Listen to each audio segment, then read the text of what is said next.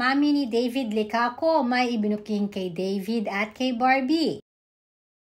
Inamin na din mga bagay na ginawa niya dahil kay Barbie Fortesa. Nakuha talaga ng Barda ang mga puso ng mga netizens dahil na rin sa pagiging genuine ng kanilang love team. Sa naging update naman ni David Licauco ngayon sa kanyang social media account ay ifinilex nito ang billboard niya sa SLEX.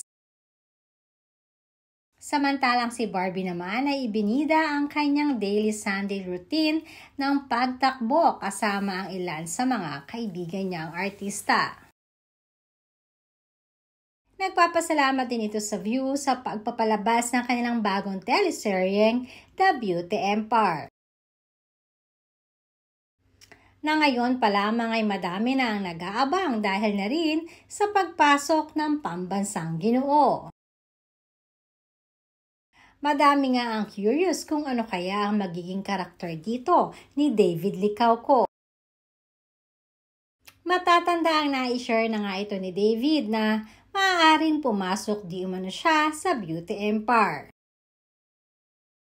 Samantalang marami naman ang kinilig sa pagbibida ng mami ni David sa mga bagay-bagay na di umano ay nabago na ni David. Hindi lamang di umano sa bahay nila kundi maging sa work ethics nito ay iba na or malaki na ang pinagbago ng anak. Pagbubuking ng mami ni David, malaking tulong ang ginawa ni Barbie sa kanyang anak. At narito na nga ang ilan sa mga naging pahayag ni David na naging impluwensya sa kanya ni Barbie Fortesa.